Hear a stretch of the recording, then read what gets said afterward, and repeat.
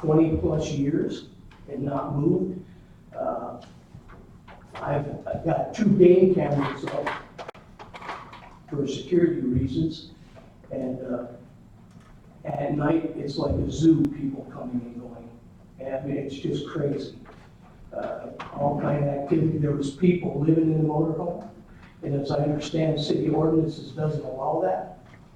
Of course, now there's not a lot of traffic around there because I've been turning them in for driving vehicles with unregistered plates and illegal plates. He was just picked up about a month ago for no driver's license, illegal plate on the vehicle. I guess he's moved to Mercer now, so he's not around as much. I guess that's about all I have to say. If you want to see some of the other pictures that I took today, I can get them up here for you real quick.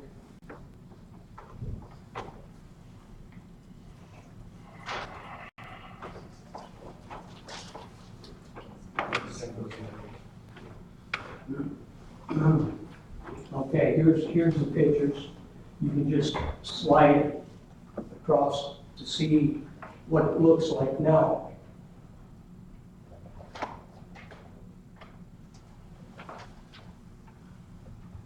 I guess the question I really would ask the board is, would you want to live next to this guy?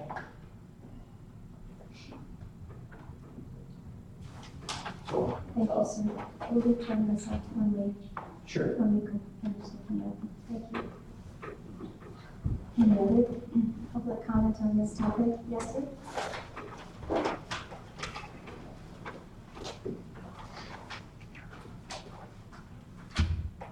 I know a few people on the board here, but for those who don't, my name is Larry Waldo. I was born and raised in Ironwood all my life. I have been married 40 years with my wife Barb. We raised 3 kids. At 2017, we self-employed. We've lived in the same house since day one. Over the 40 years, I can honestly tell you, for 30 years, since that house started renting out to people, has been a disaster to our community. Mainly our neighborhood. It's pathetic.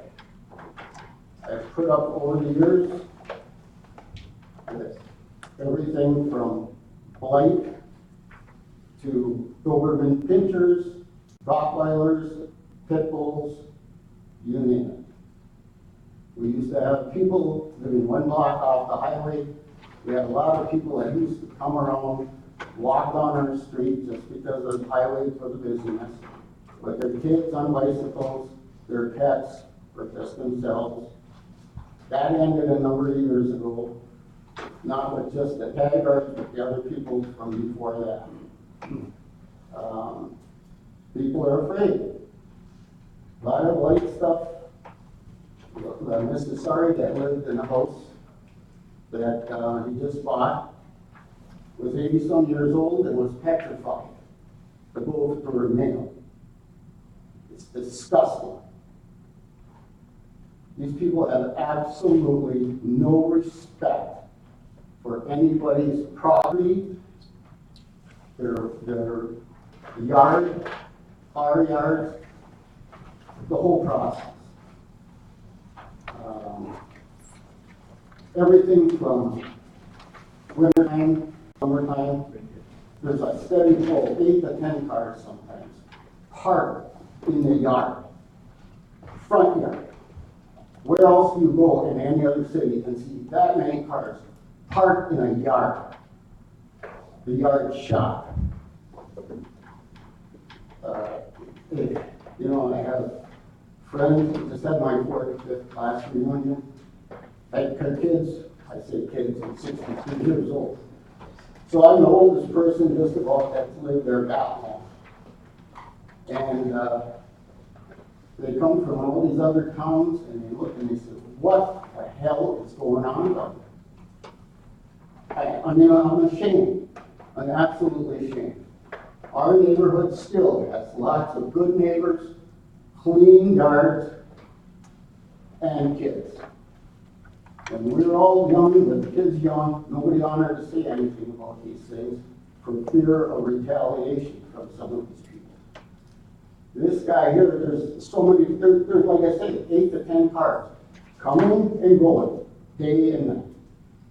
Fights between boys, or I should say young adults, girls on girls, boys and girls, usually between midnight and 3 o'clock is prime time.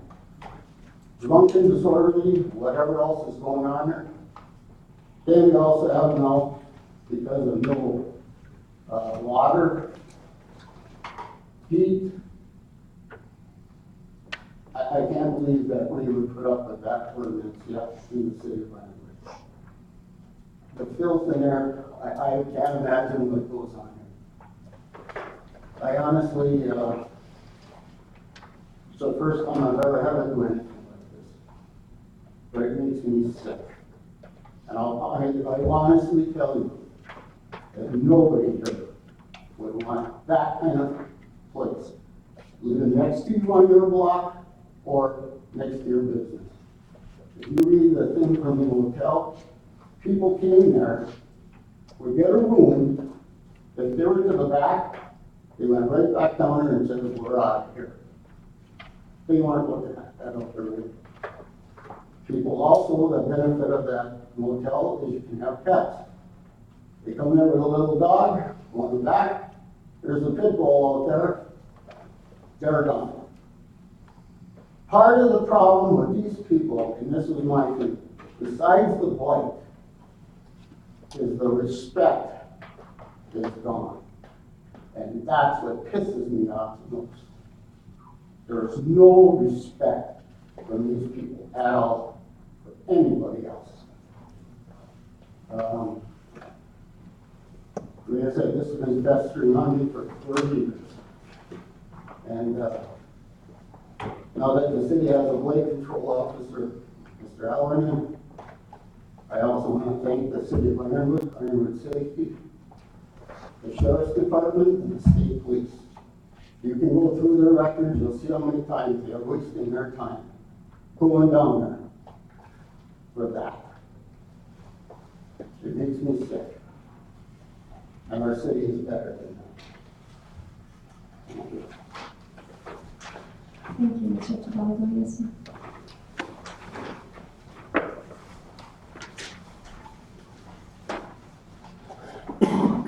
And these glasses and go over.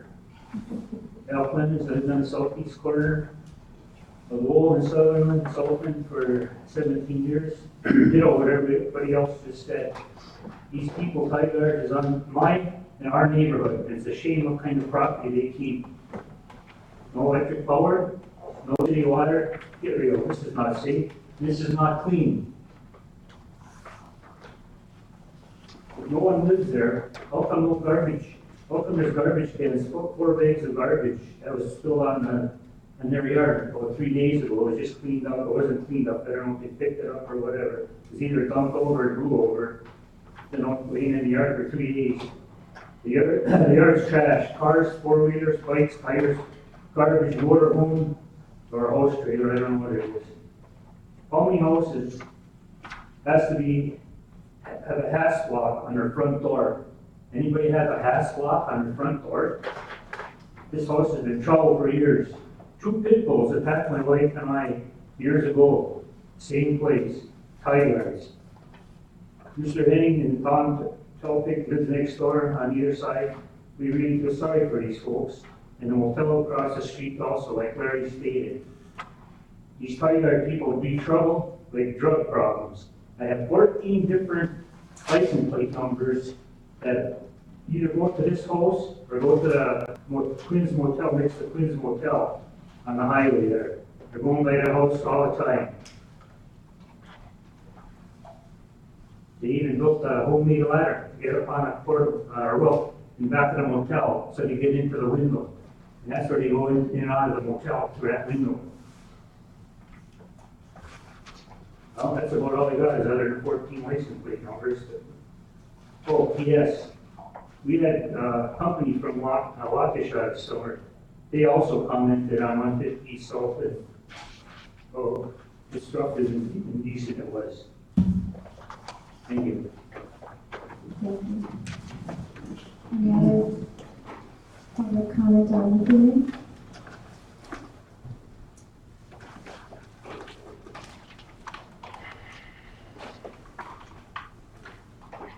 Thank you all for coming, and I know how difficult it is, but thank you for sharing and speaking to us. This time I'll close the public hearing, and we'll call the regular city commission meeting to order. Allegiance to the flag of the United States of America and to the republic for which it stands, one nation, under God, indivisible, with liberty and justice for all.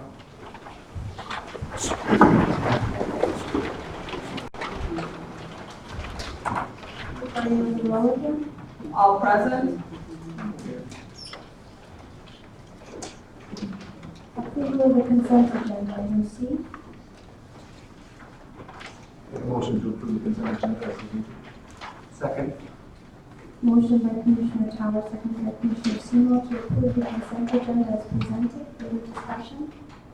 Roll call vote, please. Corcoran? Yes. Mildred? Yes. Semo? Yes. Power? Yes. Virgil? Yes. Item D, approval of the agenda. Madam Mayor, I have two changes, just word changes. Under item I, instead of approving, it should be introducing.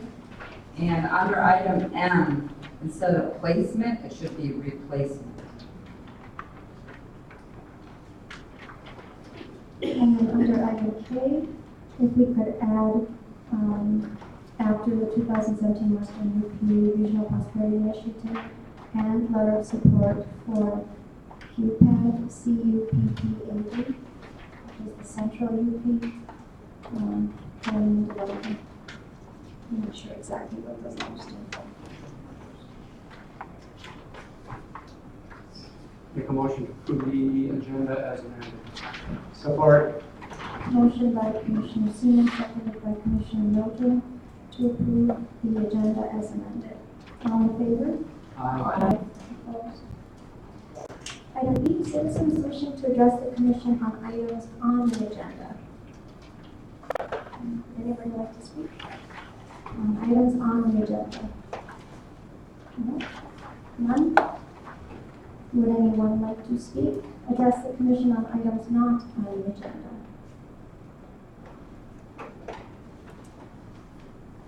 None? And we'd like to move on to item G, presentation. Elaine Erickson, would you please stand?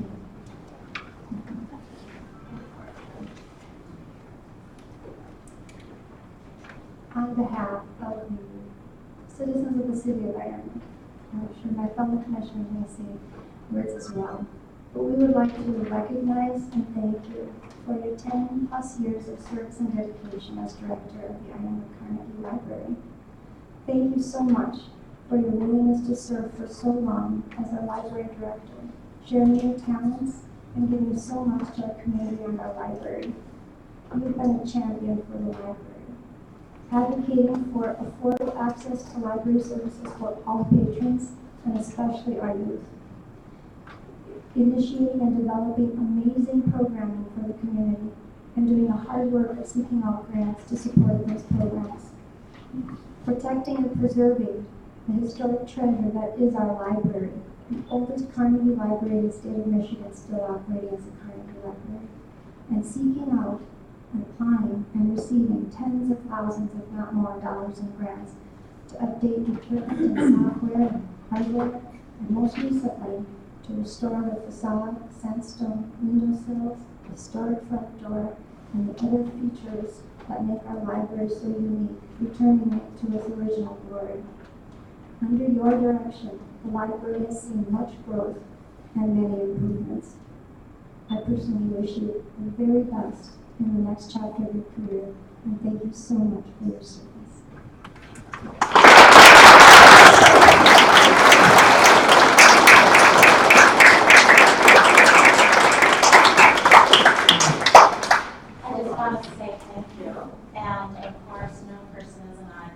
and I have enjoyed working every moment. The library is such a treasure, both inside and out, and mostly because of its wonderful volunteers, which are here today, and our new director, Lynn, who has also worked tirelessly to do those things, and our staff who worked.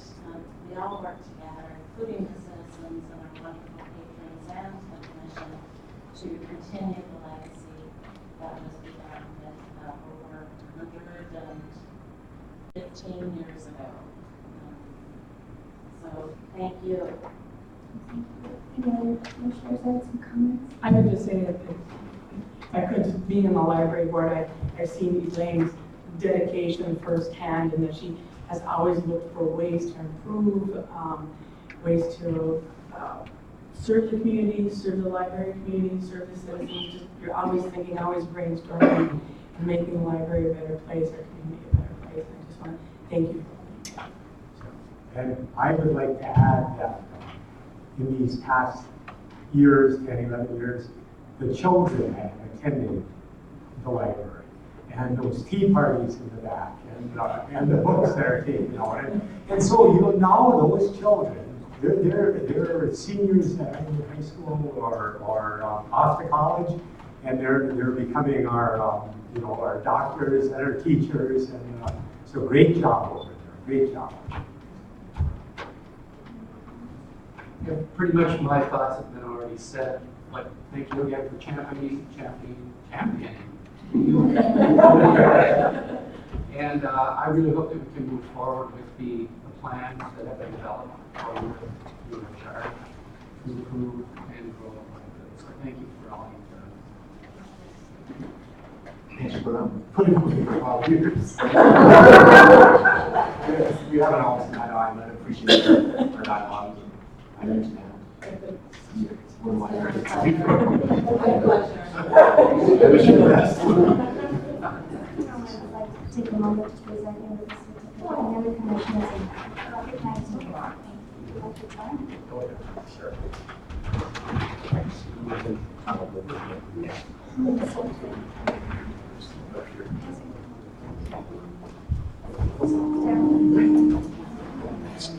Is that like your house?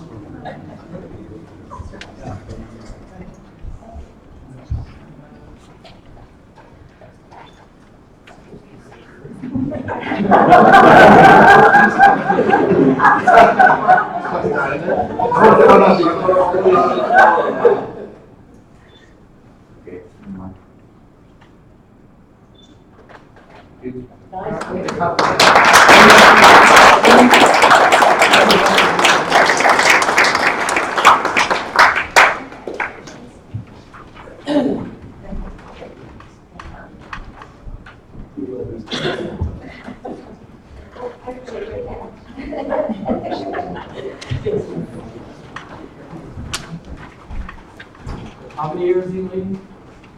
Almost 11. A couple months shy of 11.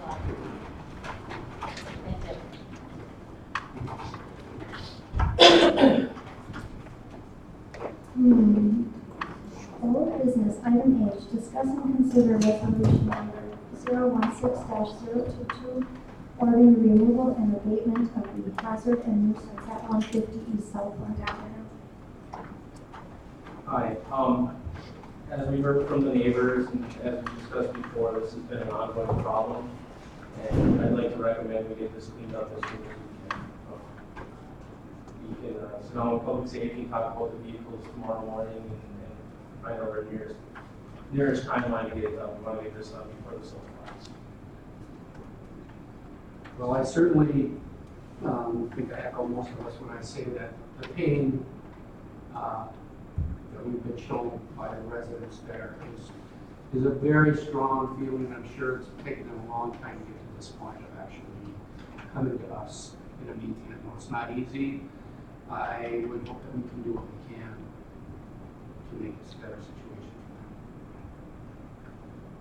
Yes, I would like to make a motion to proceed.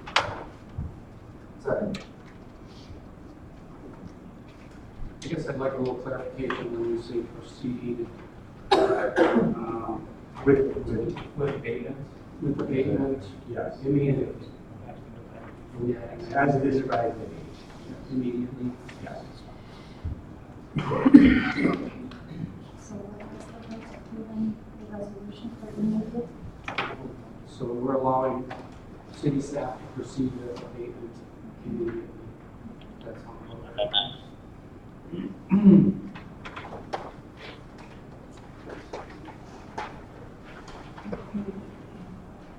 Motion by Commissioner Norton, seconded by Commissioner Howell, to allow city staff to proceed with abatement and immediately as described in item H.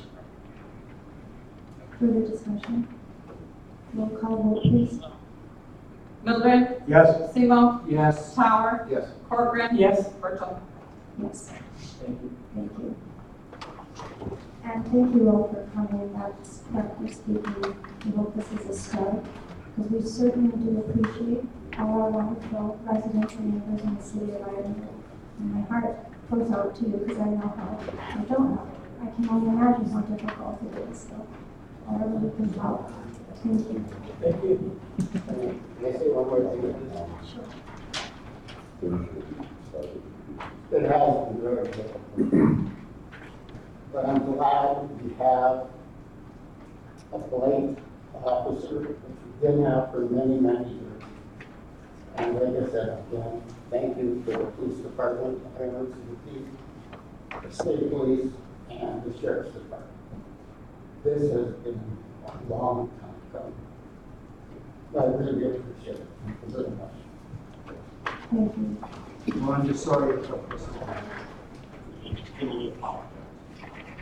Rick, you gotta understand that years ago, when you have young children, you couldn't go forward on this kind of stuff for fear of retaliation from these kind of people. I have no more fear. We're all sick of it. We want our community back. We're gonna get it. Thank you. Thank you. Thank you, Jason and Roger, as well, for your work and for the residents.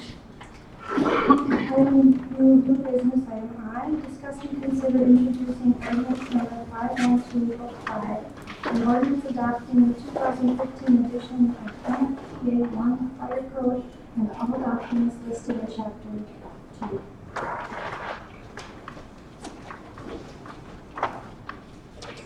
Okay. Excuse me.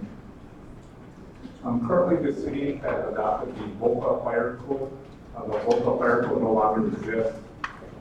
So our recent new structures, such as the Excel building, Westgate had improvement tractor supply. They use the NFPA Fire Code because we did not have a code at that time. So that brought it to our attention that we needed to adopt a new fire code. The NFPA Fire Code is accepted by the state of Michigan. And this doesn't change building codes for current people, this is for future development. So people that have businesses or structures today are fall under the code of the day.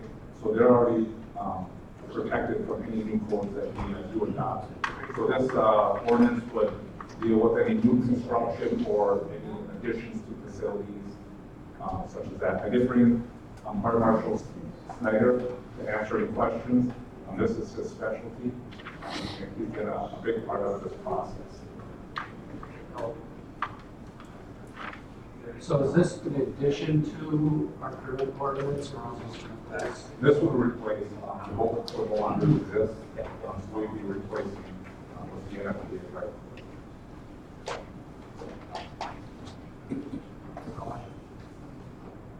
The one thing I would add is under the penalties, it remains blank. The penalty is a $500 fine and a 90-day offense.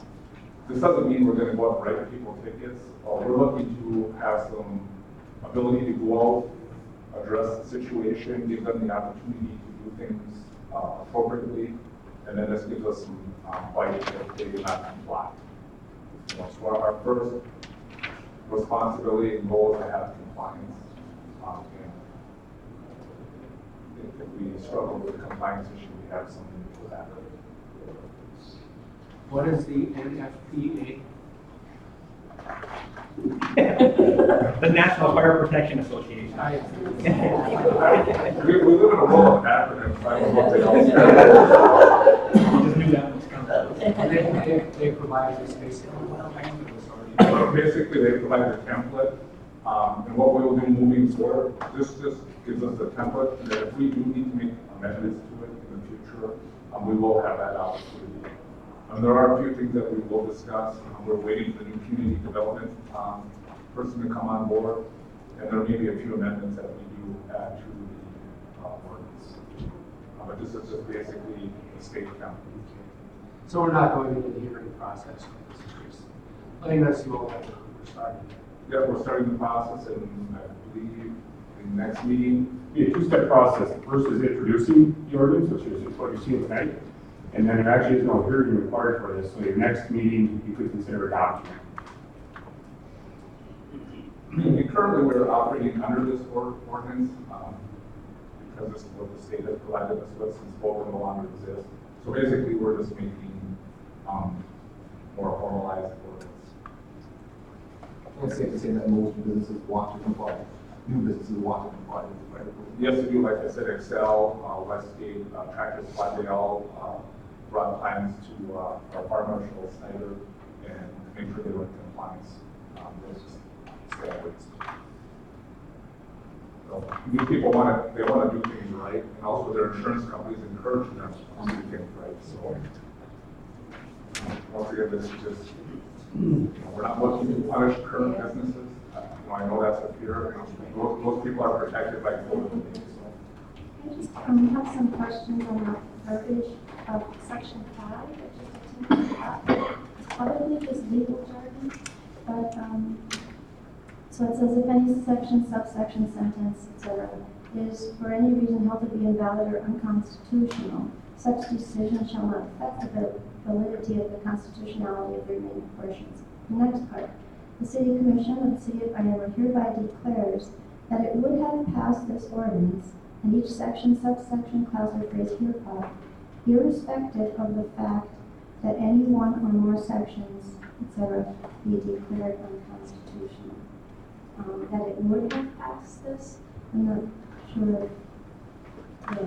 We'll check the language with the city attorney just to make sure that's accurate, or if it needs to be I modified. think what it's saying, that it's saying that we're passing it not knowing, I mean, if in the future something is declared unconstitutional, I'm just not sure I like the would have passed. We'll take a look at that with them and see Could you what clarify that? The next meeting, I will have an answer for you on section 5. Right. If it says what I think it's saying, it's fine. Yes.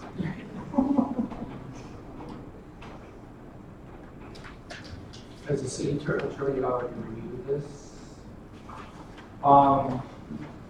Back in August, we did send a copy of it. We were starting the process much sooner, and then Michael Brown taking the new job and so it has been put in their hands. No question about that. We'll light a fire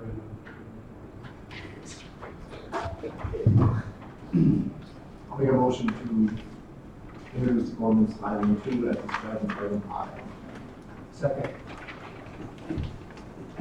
Motion by Commissioner Teller, seconded by Commissioner Seaman, to approve the ordinance as described in item I. Further discussion? Not roll call? No, you're just introducing the ordinance at this one. You cannot, according to your charter, pass this ordinance until the next So just introducing. meeting. You're just introducing. No motions are necessary. Okay. All in favor? Aye. Opposed? Thank you. Item J, discuss and consider adopting economic opportunities policy for section 3 covered contracts. Thank you. I'm just going to read the first paragraph of my memo here for everybody. everybody listening, but Section 3 of the Housing and Urban Development Act of 1968 recognizes that the normal expenditure of certain HUD funds typically results in new jobs, contracts, and other economic opportunities. When these opportunities are created, Section 3 requires that low and very low income persons residing in the community in which the funds are spent, regardless of race and gender, and the business that substantially employ them will receive priority consideration. So Section 3 is nothing new. The MEDC is requiring that the city adopt its own Section 3 policy. When we do receive grant funds that fall under this category, that we do have a policy in place to abide by.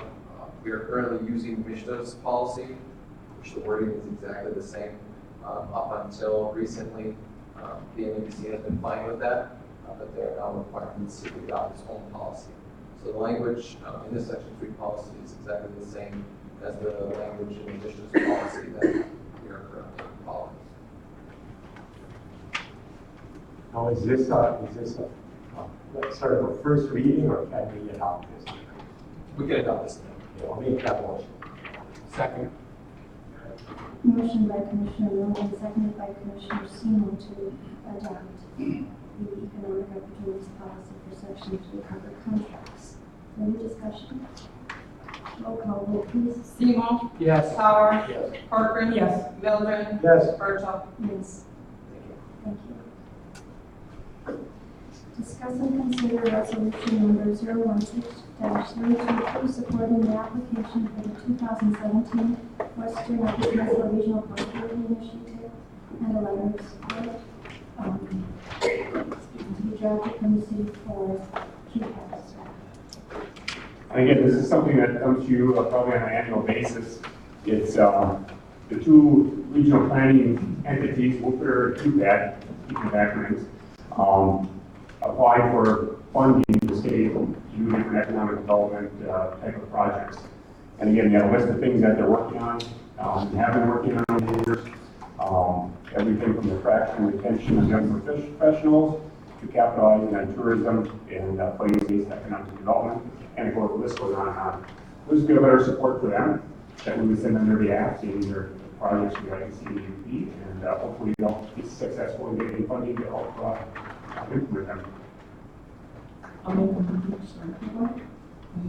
make a motion to approve resolution 016-023 as described in item K and to include the letter of support. Support. Motion by Commissioner Corcoran, seconded by Commissioner Mildred to approve resolution number 016-023 as described in item K and include the letter of support. Further discussion? I just like to say that for the past 2 years, Michael Rawl and I, and then since Michael Rawl is leaving, we have both been members of the Regional Prosperity Task Force. You're doing a good job, but we do have to have attendance at those meetings because it doesn't, when they're held, there has been a recent one held at Mohican Community College. Primarily, they're held in Bolton, and our attendance assures that the Western UP, our Western UP portion is twice these hearings. It's very good, and both Whoopiter and QBAD interact with each other, and their programs are similar.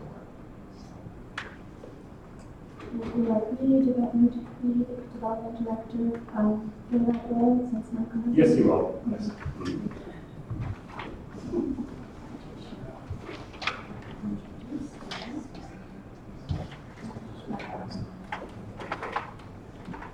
So, roll call vote. Tower. Yes. Corcoran. Yes. Mildred. Yes. Seymour. Yes. Birchall. Yes. Item L, discuss and consider approving payment number 7 to Angelo Lupino Inc. in the amount of $43,742.46 for the 2016 asphalt paving program. Again, this is a standard payment. We have valid costs that for our paving that we're doing this summer, and this reflects that. So So this would be a partial payment. We are holding on to about $19,000 in retainage. We have a few things in the spring, for them to come back and touch up on some punch list items, nothing major, some little things. We'll wrap that project up in the spring. But essentially, all the paving's been complete, and they did a very nice job for us this summer. Make a motion to approve the payment described in item L. Support. Motion by Commissioner Seymour, seconded by Commissioner Corcoran to approve the payment as described in item L. Further discussion? Roll call vote, please. Corcoran. Yes. Mildred. Yes. Seymour. Yes. Power. Yes. Virtual. Yes. And, discuss and consider approving a quotation from Link Tech in the amount not to exceed $12,820.50 for the replacement/repair of 2 compressors at the Pat O'Donnell Civic Center. We've had some recent trouble with our compressors at the rink, so it's kind of an emergency situation. We didn't have time. It's a specialty. Ice rinks are always a specialty to get worked on as far as power plants and things. So this was a company that's done work for us in the past. They've already been up to look at our compressor system. It's horrible. Did a temporary Band-Aid fix and it didn't work, so we're at the mercy of replacing one and rebuilding the top end on another one. So. Brian, maybe to add, if I might, compressors are the original compressors with the rink. When the new rink equipment was put in, compressors were not replaced. And that's a question that came up. So these are the original compressors, I think, that were used when you got them originally. So This was, these were in here when I got there. This was nothing to do. We did go from water cooled to air cooled. That's the gist of the work they did on it, but there was no work done to the compressors. So, as far as there's no warranties with the other companies, they're the originals. That would have been my first question, so I'm glad you answered this. It's not part of our new system. No. I'll make a motion, we approve the quotation as described in item.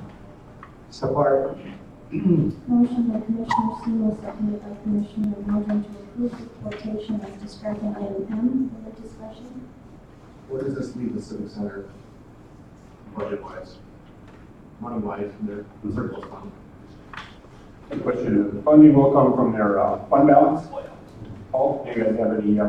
Correct, yeah, they currently don't have this in the budget, so they'll have to use fund balance for this. What does that mean though?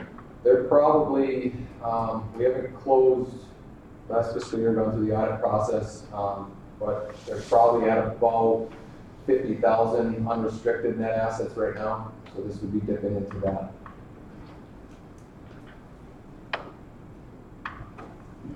Roll call vote, please. Mildred. Yes. Seymour. Yes. Tower. Yes. Corcoran. Yes. Virtual. Yes. Item N, discuss and consider resolution number 016-024, approving a recommendation from the O'Donnell Civic Center Board to contribute to a MERS retirement plan for Brian Lane, Civic Center Manager. And Jim Collins is the current board chairman, I believe. Very good. John, yeah. I didn't come prepared with statements, sorry. What we as recommended in our minutes, meeting minutes from our last meeting, we decided that we would put 10% of Brian's wage, and he would put in 3%. Paul explained to us that once those items are set, as far as the amounts, the percentages, they can't change. Because we were a little bit questionable on what Brian was going to pay. So we came up with him with a 3% on his personal donation to this, and then we would put in 10% of his. So that was our recommendations. I really wasn't prepared. Maybe to add just a little bit, it's a little it is a variation to the typical city pension plan. It's not the same. City pension plans have a defined benefit. This is a defined contribution. And essentially the difference is this is a pay-as-you-go. There's no long-term obligations to the Civic Center or to the city on this type of plan. They put funds in for the Civic Center manager. He matches those. Those are his to go to a retirement plan. If for some reason the Civic Center down the road had issues or for some reason wasn't continuing moving forward, or they have financial issues, that could stop. And there's no long-term obligation. Whatever's in his account stays there, and that can be used for him for a retirement in the future. We all just clarify there's a difference. There's no legacy costs associated with it. There's no, well, that's a history of what it has. So we had looked at just the basic 401k plan. And Mr. Lynn explained that this MERS plan, this would be the way to go. We also voted and decided that we should vest them immediately because this conversation started over a year ago in October. And it's taken us this long to get where we are as far as moving forward to get in some kind of a, way of a little bit of money aside for retirement. So that's what we're doing. And I would like to add to that, I sit on the Civic Center board, and all of us unanimously agreed to this. And it's one of those things when Mr. Reed is a manager, he wants to plan for the future, both for the future of the skating rink and for himself, for his own family. And he did not ask for raises in these past years. He has made this a priority, and we think it should be a priority also. He has, just for informational purposes, he has not had a raise since 2012. As far as all roads, this is a minor amount, minor extra work. So for the, I kind of put some numbers in the memo, but for the current fiscal year, the Civic Center is looking at about $1,300 that they would have to reallocate for this expenditure. And then moving forward, they would have to budget an additional $3,000 or move $3,000 around to make up for this, based on the current wage of the Civic Center manager. That's the 3% portion. Correct. No, excuse me, that's the 10%. That's the 10%. You have the employer portion, Or the employer 10% is gross wages. I'm just asking for, I want it separate from our city employees, but our hourly employees, our city employees, what percentage do we contribute? I know it's a different type of plan, but what's the, this year we put 1% raise, is that right? For raises, For yes. raises, and then what percentage do we pay towards the retirement? So with the defined benefit, Scott was saying it's different than the defined contribution, that the percentage that the city puts into the defined benefit plan currently is not only for current active employees and the future liability associated with that, but also for the liability that's out there, legacy cost that's out there for retirees as well. So there's not a specific percentage per employee that the city actually puts in. The city doesn't pay a certain percent for myself or for any other city employee. MERS comes up with a dollar amount every year based on our current census of employees, as well as the liability for the retirees that are out there. So it's not a specific percentage per se. No, for our, maybe I'm wrong, I don't know, our newer employees, we moved from, due to EVIP, I know we've changed what we offer our staff members. We've had to cut back just so we don't lose the revenue sharing. So we've gone from defined benefit to defined contribution to the newer staff members. That's not correct. Okay. So the current employees, all other city staff or all city employees currently that are eligible for a pension benefit are currently covered with the defined benefit plan. Because the Civic Center manager position is currently not covered by a pension plan, there is the opportunity to establish a defined contribution specifically for that position. So nothing will change as far as the current plan for other current active employees that are eligible for pension. This would be specific to the Civic Center manager, the full-time Civic Center manager position. Is there any thought to possibly just having a special meeting with the Civic Center so that board, so that we understand the progress they've made, to review the status of their budget, but to just throw it out there for discussion so we can have it. Just because just recently the voucher was approved to support the Civic Center in August, I believe, and just a thought to further discussions on this topic so that we understand financially what the Civic Center Board's plans are and what their thoughts are. You said this is going to cost an additional $3,000 out of their budget. Correct, yeah, based on the current wage of the civic center. Is that something that is comfortably absorbed in their budget? I mean, That's a decision, I guess I would leave on the board, the civic center board to make, within their budget, they have, just to pull it here quick, their current expenditure budget is $192,000. So they're gonna have to move, and it's fairly similar year to year, as far as the dollar amounts, as far as total expenditure budget. They would have to move $3,000. They'd have to reduce other expenditures by $3,000 to make this up, or generate additional revenue. I would just add to that, if in this last year that I've been there, if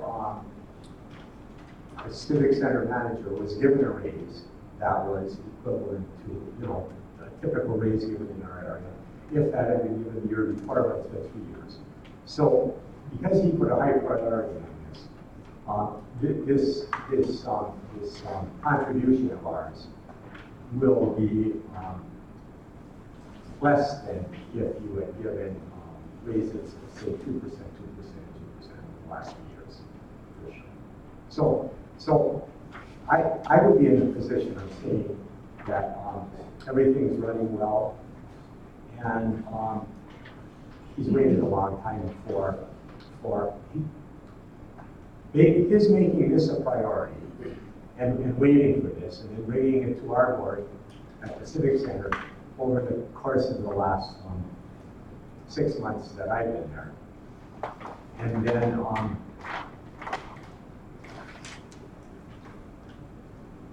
I'm convinced that it's the right thing to do and it's affordable and we have a good manager in place that a pension for anyone, small or large, is sort of part of the plan always. So being there, is because you as my fellow commissioners haven't been there, which because that's pretty normal. I would say that in my education for the last 6 months, I would be definitely for this, but it will be up to you to decide if you would wish to garner further information. On my part, I'm good with this. I think that being said, I'd like to see more information. I know that the Civic Center has taken positive strides, but as we evaluate people for raises or anything, I'd like to see like a list of accomplishments or maybe an official review from the board, because this is a millage and we want to be responsible with the people's money. And I said the Civic Center has come a long way, but it's by no means self-sufficient as it has of yet. So me personally, I would prefer to see a list of accomplishments and maybe a review from the board. I'm not sure what Brian gets each year. He is in the board yearly. Updating him on what their goals are, what his goals are, or how he's accomplishing his job. I think I would need more information. At this point, I don't feel confident. We've seen more and more businesses along the city move away from, providing, the benefits and the retirements. So I would like to see more information. typically the city commission is pretty hands-off when it comes to the civic center. Yeah. But you have the millage now, you have taxpayer money going to the city center, and that gives us more skin in this game than we have to have. I guess I'd like to see projected revenues and expenditures, and this manager's current contract before I can make an informed decision on what we're going to do. I think we're all just wrestling with the number, in my own mind at least. I think not having had a raise for 4 years is I think that he deserves some consideration, definitely. I guess I would like a little more information as well. Basically, the concept of were he getting a raise of 2% a year or whatever raise you can typically give him, how that would have worked out. Because I do feel that Brian deserves to get something. Definitely. Just to rationalize that raise, that amount of money rather. Because it essentially is a raise. I think it's a great move to give him some security. He's doing a great job there. Just with the amount. In the past, we've had a joint meeting with the Civic Center Board in the past, with the city commission. I would like to do that again. Just have a special city commission meeting at the Civic Center. You guys can give us an overview on what's going on, what's your plan for the future. And we'll go from there. That's really up to the rest of the commissioners. And the percentage, the 10% that they mentioned, would that be adjustable year after year? It would be based on the current gross wages of the Civic Center manager. So if his wage did increase, that 10%. Is that percentage adjustable? It's not, no. So we would be approving 10% annually for the term of this committee. Correct. Yep. With that said, yeah, it is adjustable. If you go back and modify your ultimately motion, you can change that in the future if you wanted to. So we've got clarification on that. So going through this process, once it's in place, it's in place. However, it is by resolution, the city commission could change this plan agreement, this first plan agreement. So we go through the full process, and we can, like I said, the Civic Center Board wished to change that amount, they would bring a recommendation to the city commission, take formal action to adjust that via resolution. It's just through this process. And they're going to be going forward from that point. So whatever was put in at that point will stay in its account going forward. Potentially change if ever to be the case in the future. I would say that I do support the concept of this, and just would like to get a little bit more.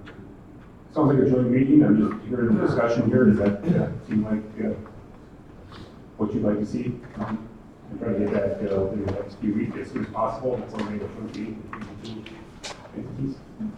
And this only pertains to probably not any future. Well, this would be for the Civic Center manager. It's not for Brian specifically. Again, in the future, the board and the commission could look at changes. Again, it's for the position, it's not for the person. And just one other point that Paul might be able to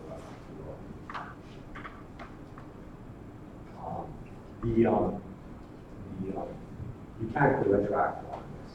So as the process goes along, it goes along. If it takes 6 more months, then it's 6 more months that he will go about receiving a pension for the job that he does.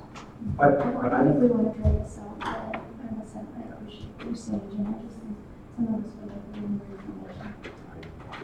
I'm firmly with you. That's fine. When's the next Civic Center Board meeting?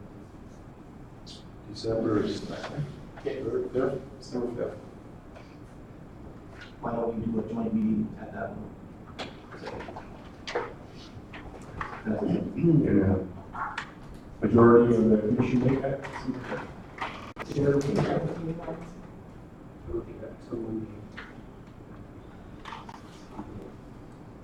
That's moving. It can very likely be there.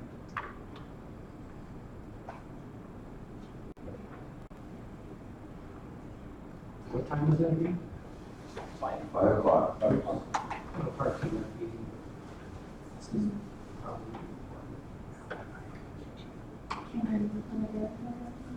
I think I can make it.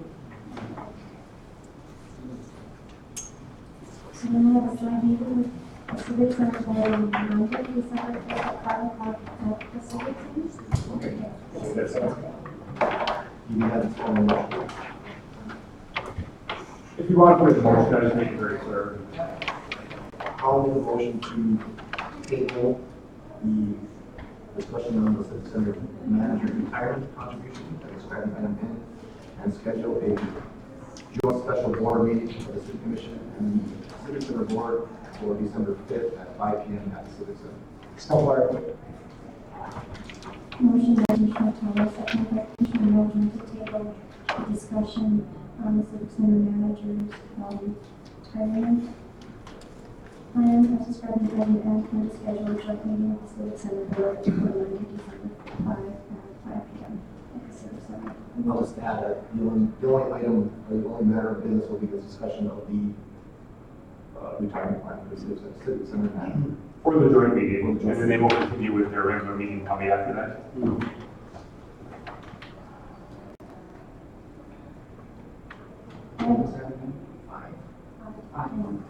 December 5. And we'll get that properly posted, so, proper notices. Roll call vote, please. Oh, no, just, no. All in favor? Aye. Opposed?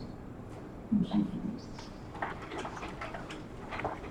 And I'll consider changing the second meeting in December to Tuesday, December 27th because of the weather costs. I'll make that motion. Second. Motion by Commissioner Middleton, seconded by Commissioner Thomas to change the second meeting in December to Tuesday, December 27th. Any discussion? All in favor? Aye. And item P, discuss and consider the city employee gratuity gift for the holiday season. Yeah, this is a prerogative of the city commission, we do bring it for your consideration. The past year, I believe you had approved a $75 per employee gratuity for the holiday. And if you want to consider that, or I'll make that motion. Support. Motion by Commissioner Seymour, seconded by Commissioner Middleton to approve the city employee gratuity gift for the holiday season in the amount of $75. Further discussion? Just like that for this commissioner's thanks. Because DPW did a good job as always. And that will be the formal. The commission thanks them. Is that all right with you guys? no, this will be for everybody, this is public safety. Oh, all city employees, Yeah. I'll see you. Is that who's not?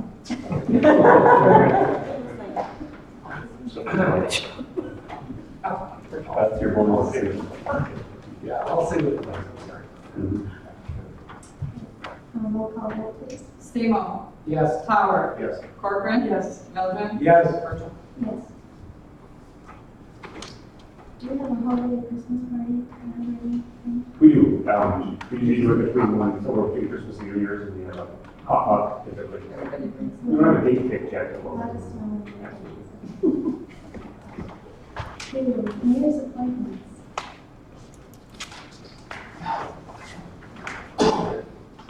Firstly, I would like to do it separately, if that's okay. First, I'd like to appoint Yvonne Valley Novastone to the Downtown Ironwood Development Authority. I make the motion, we approve the mayor's appointment to the DME. Support. Motion by Commissioner Seymour, seconded by Commissioner Corcoran to approve the mayor's TIDA appointment. Further discussion? All in favor? Aye. Opposed?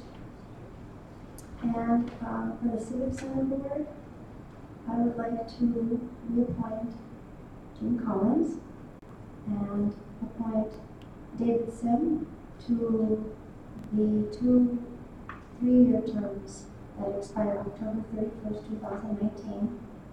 And I would like to appoint Don Ozier to the unexpired term ending October 31, 2018. I'll make a motion, we approve the mayor's appointments to the Civic Center Board. Support. Motion by Commissioner Seymour, second by Commissioner Corcoran to approve the mayor's appointments to the Civic Center Board. Further discussion? All in favor? Aye. Opposed? Motion carries. Manager's report, item 1. All right, just a few items to touch base on. Before we start, we've referenced our new community development director a few different times, and we'd like to introduce Tom Bergman. He's in the audience here. Tom? Hi, guys. Welcome aboard. Thank you. Thanks for the opportunity to serve Ironwood. It's neat to be able to be in the city that I live in and serve it. So thank you very much. Thank you. So we're glad to have Tom on board, and again, a lot of things that are in the pipeline, so it's nice to have him and Tim in that capacity working together to move our city forward. So, just a few items to touch on. Of course, it is deer season coming up, so Want to wish everybody the best during that. You know, the weather doesn't look like it. You'll be up there in your shorts and short sleeves, probably under your stands, at least for the first few days. A few things going on, and the Commissioner will probably chime in on this, but there was a phenomenal open house today at Spires on ribbon cutting. If you haven't been out there to look at a new facility, go and take a look. It's just amazing. It's great to have that in the community. And that is, that facility in my mind is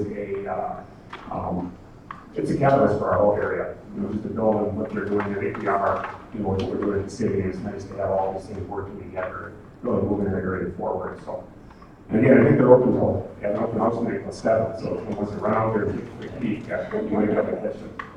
I'm sure they'll be happy to do a tour later on for others, but it's definitely worth taking a look at. We are also, on the city's end of it, we are moving forward with our branding efforts. That's in place, and we're moving things forward. Again, with Tom on board, we'll be continuing to move those forward. There are a few things that you'll see kind of popping up. We've put down over a few things in the past. You'll see that some of our vehicles now are putting the emblem and the logo on the city vehicles. So as you see go around that continuity, uniformity throughout town. And also the sign that was knocked down here last winter as you come up from Hurley into Ironwood, our city welcome sign. And the city commission did approve moving that forward. We had a few things we had to work out with the contractor that is providing that sign. They're still intending to get it up this year, weather dependent, so they're moving that forward. And hopefully we'll see that sign here in the next few weeks. And again, we'll keep our fingers crossed that the weather stays warm. Our community development department has also submitted a grant to MISHA, it's a housing rehabilitation grant. We do that every 2 to 3 years. There's a grant opportunity that comes about. We've been very successful with that in the past. Again, that grant has been reduced at the state level significantly, the dollars available. So again, that reduces our chances, but we still are pursuing that. And we'll see if we're successful, and that does help rehabilitate privately owned properties within Ironwood. And we do have zone areas that we target with that. So we'll let you know on that. There's no guarantee, but again, hopefully we'll be successful with that grant application that we recently submitted. Our staff, again, building, community development, Jason and others, and Public Works all work on this. It's our Hardest Hit Blight grant. And again, we've been approved to take down 112 blighted houses around the community. So they're working on that. They're working with property owners. It has to be a mutual agreement between the property owner and the city to take these properties down. And they're working with a number of property owners to move that forward. Looking to get that package together yet this fall, so we can go out for bids over the winter and hopefully have spring construction, or I should say deconstruction on some of these houses. So that's in the pipeline. Our staff are also working on an application. It's through the Michigan Economic Development Corporation, MEDC. It's called Redevelopment Ready Communities. You'll hear us talking about that a lot over the next few months. It's basically a process we go through with the state that shows that we've got our ducks in a row, we've got our ordinances in place. You know, we have our comprehensive plan, that's one of the requirements. So we're already ahead of the game from a lot of communities. We're working on our zoning ordinance, getting that updated, and a number of things. Basically, so we're prepared as things come our way from property owners and business owners and developers. And we get certified to do that. So we have to go through this whole checklist with the MEDC. There's also a carrot there. MEDC does have a pot of money that we utilize quite often. It's community development block grant funding we use for many different projects. And again, we have to be in this process to be eligible to apply. So again, our state community development office is leading that charge with help from other staff, and we'll get our application into them and get that process going. It's probably going to take a good year to get through this whole process with them, but they're moving that forward. A few other items just around town. You will see the chamber is going to have their kickoff to the winter, their tree lighting ceremony this Wednesday. Jim, is that what I heard?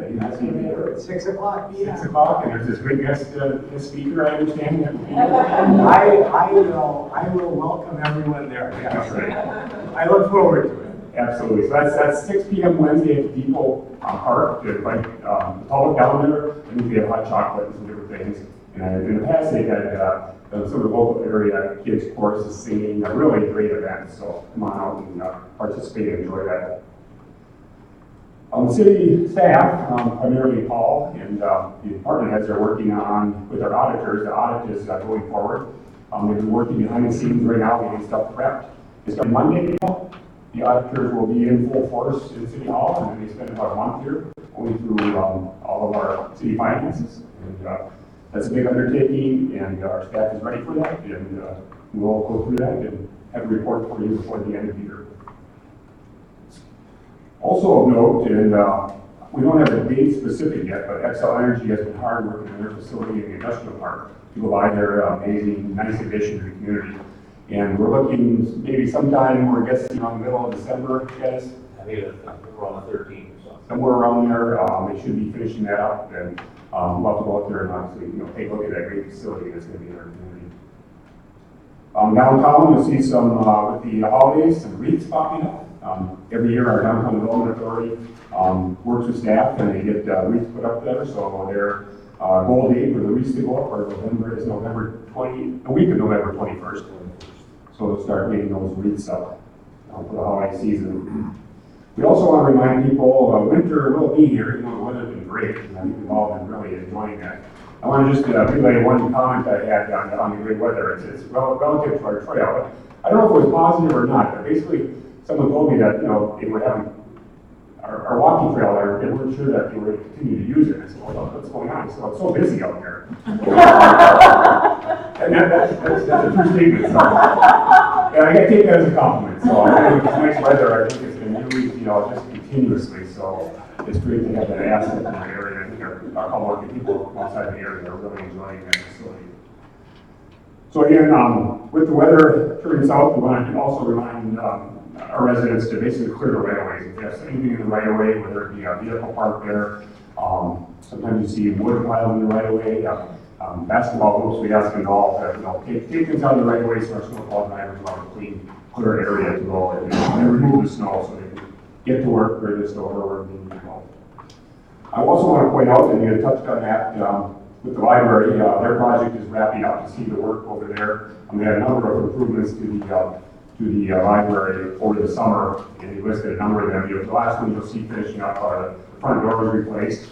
Phenomenal addition to the library, it looks great. And they're also just finishing up, they call them corbels, it's the front, the stonework above. And again, that's sandstone, and some of those pieces, Dennis, are over 1,000 pounds, I think. So I mean, it's a substantial, improvement in that building, long-term improvement, along with the other things that they've done. So I'm going to compliment the library, all their efforts to keep that building in really nice shape. And we also want to recognize public safety. They're kind of always there behind the scenes doing their thing. And their giant team has been very active. We want to thank them for that effort, along with many other things. But they've been out there on the fight against drugs continuously, and they continue with that. And again, thank you for that. They don't always go out there and bang their own drum, but they're out there working on our behalf, fighting that challenge. So we appreciate that for that. Yeah, that's it, very important.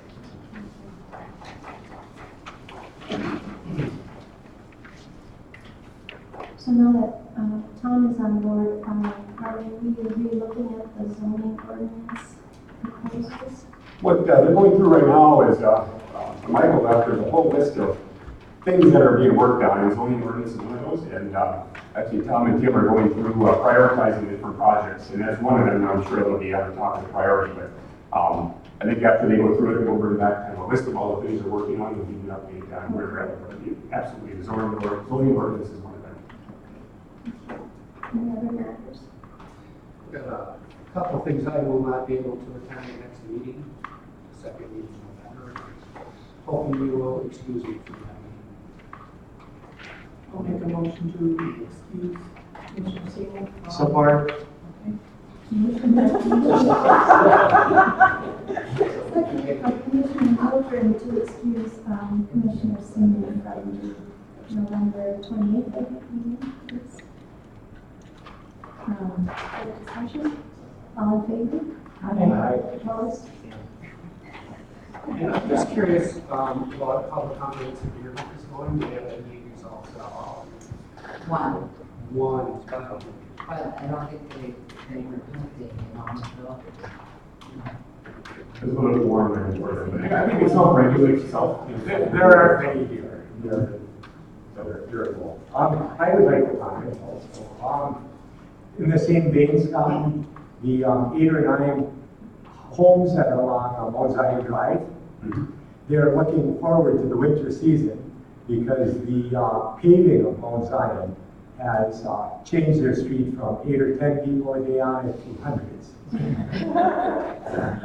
And you know, they said they had become used to a nice quiet street, but they like the fact that a lot of people love to go to the top of Mount Zion now. So that's wonderful. And because we're going to be covered by snow somewhere soon, the paving, the quality of the paving, you know, Mount Zion, the storms that the rainstorms, the heavy 6 inches, 8 inches of rain, the quality is just wonderful. The quality at the cemetery, Lock Integra Cemetery, looked at all of it, absolutely a tribute to the people in this community and the cemetery, because it's beautiful. So that, the trail, the high quality there between the engineering and you know, the Bristol construction and Lapino construction again, absolutely wonderful. So really proud of everyone, and you know, our citizens in Ironwood, so many of us keep our houses so nice. It's probably like there's 100 homes that are taken care of, and then there's always that one that doesn't. What an example! I felt so bad for those neighbors. So, thank goodness we're moving forward on that. In the walking trail, I had one citizen ask if we had intended to plow it for walking this winter. I said we probably were not, which I don't think we should. And I just want to make sure we're not. Right now, there's no intention to plow it. That's anything that I've heard. There is a section that does get plowed, just that little section that goes to the high school. We did that last year, and we continue to plow that section. There is a group that is looking at possibly looking to roll it for snowshoeing and backbiking and walkers. So whether that happens or not, I'm not sure, but they're interested in maybe trying to do that. So that would be the extent of that. It doesn't be plowed, it might be packed. That probably will happen at least till soon. Okay. And then after that, it's hard to know. I just don't want frost to destroy it within the winter, which is for sure. And then with respect, it just affects me, but the sidewalk on the north side of Highway 2 will the residents be notified in terms of what our requirements are for plowing and so on? Yeah, the new sidewalk in US 2, we didn't follow, or I should say, we snowballed a portion of it last year. We're looking at doing up to the Super One complex there this year. So I believe our DPW is going to. Scott, we will be out probably Thursday and Friday talking to the residents, businesses that we're going to have problems with. We have to coordinate it because there are 3 or 4 that we've had that are new, and we know we're going to have problems with them. So we will get that discussed long before we're out there grading problems. And we had that in the first phase, we had a couple spots that we had to coordinate with. There's no plow operator and us just to coordinate on how that was going to occur. And actually, I think it worked out okay. I think Maplewood was one. There was no conflict there, and I think they got together and worked out the details on how to make that work between our plowing efforts and theirs. And I think there's probably at least 3 or 4 on the new section that will be a similar thing. Yeah. Okay. Any other matters? Okay, a motion to adjourn? So moved. Second? Motion by Commissioner Siegel, second by Commissioner Tyler to adjourn. That is 6:45. All in favor?